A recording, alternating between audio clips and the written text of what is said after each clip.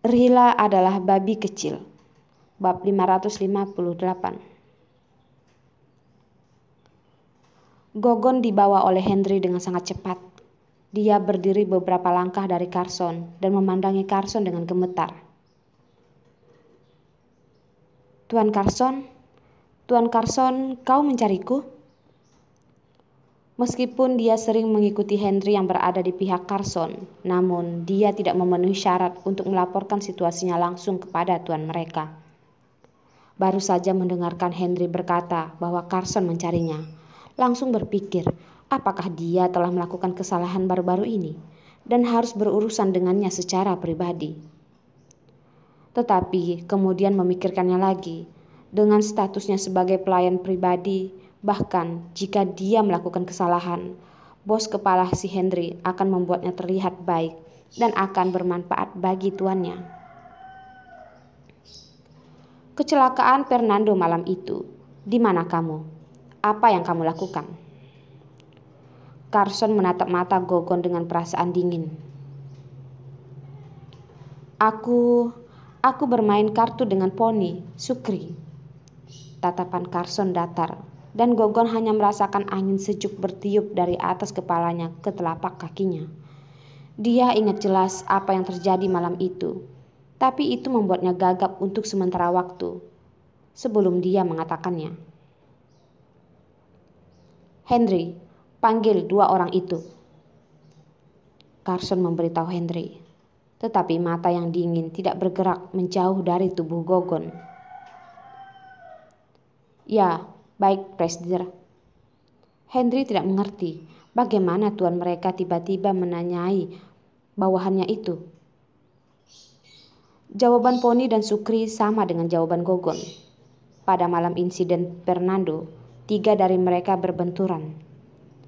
Mereka mengingat dengan jelas karena ketiga orang itu mendapat telepon ketika mereka sedang bersenang-senang, lalu mengatakan bahwa Fernando mengalami kecelakaan.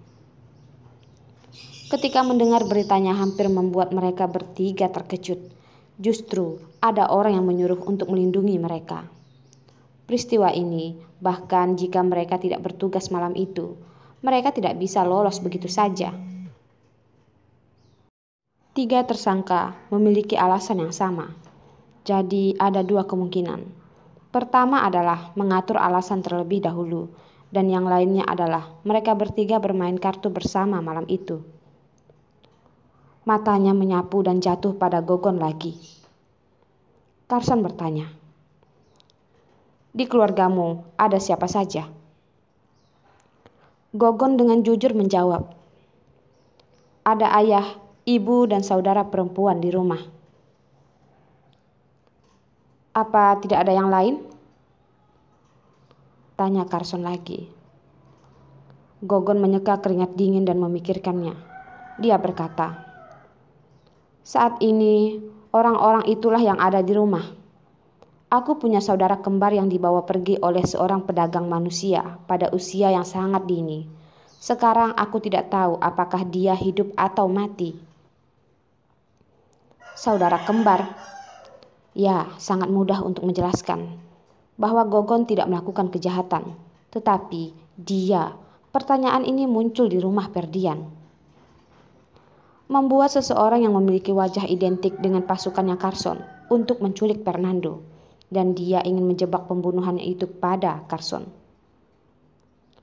Mengapa Fernando mengatakan kata-kata ini kepada Ferdian sebelum dia meninggal?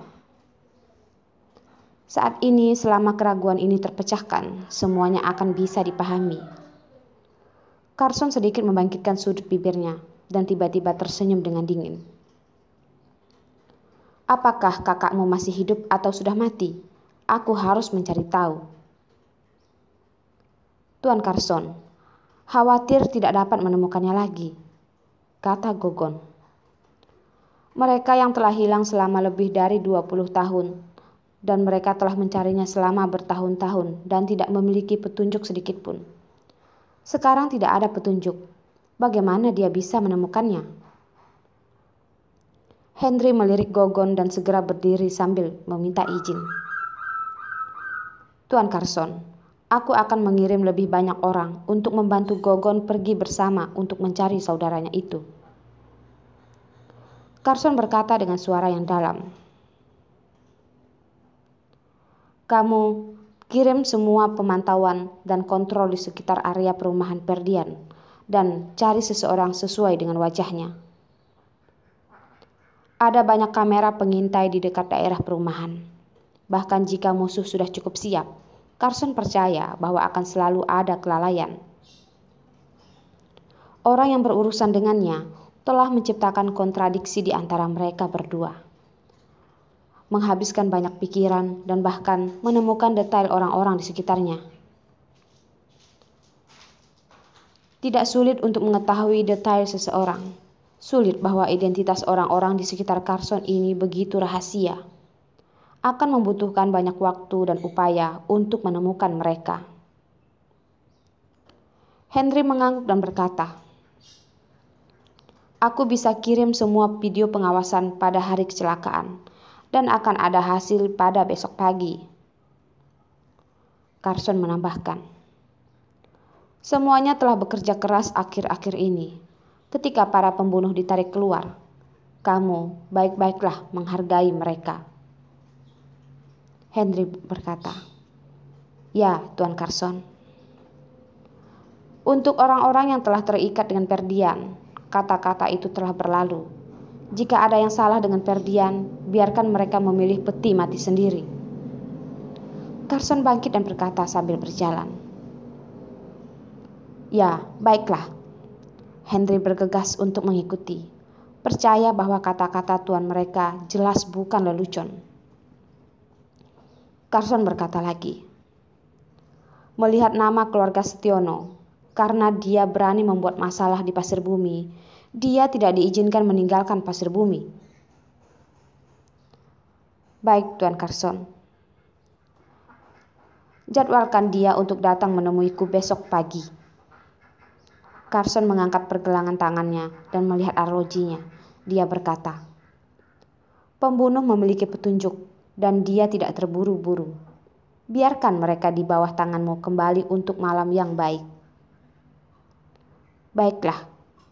Henry menggaruk kepalanya dan agak sulit dijelaskan. Apa yang terjadi pada tuan mereka? Kenapa tiba-tiba peduli dengan bawahannya? Di masa lalunya, tuan mereka tidak merasa tidak nyaman dengan bawahannya, tetapi tidak pernah banyak berbicara tentang orang lain.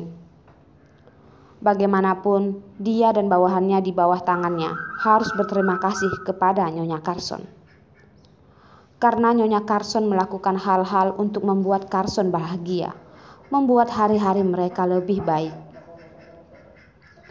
Terima kasih kepada Tuhan atas rasa terima kasihnya. Lebih baik berterima kasih kepada istri tuan mereka yang telah hadir di kehidupan tuan mereka. Carson sibuk dengan pekerjaannya, lalu menyempatkan datang ke rumah sakit. Hari sudah cukup larut. Beberapa hari ini, suhu di Pasir Bumi relatif rendah. Dia baru saja datang dari luar dan membawa masuk tubuh yang dingin. Carson meletakkan tangannya ke ganggang pintu dan mendorongnya. Ketika dia tiba-tiba memikirkan sesuatu, dia melepas jaket jasnya. Arila sangat mengantuk. Tetapi dia tidur sangat lama. Dalam beberapa jam dia tidur dan bangun dan tidur lagi. Mengulanginya beberapa kali. Jadi dia terbangun pertama kali saat Carson mendorong masuk ke dalam. Arila segera berbalik dan duduk dan ingin keluar dari tempat tidur untuk membantunya menuangkan secangkir air panas. Carson dengan cepat berjalan ke tempat tidur dan menekan bahu Arila. "Ayo, berbaringlah lagi. Kamu sibuk selama seharian, lelah dan lapar. Aku akan membiarkan Nurmala memberimu makan dan menjagamu tetap hangat." "Ya, aku akan duduk dan makan." Carson mengulurkan tangannya dan mengelus wajah kecil Rila kecil.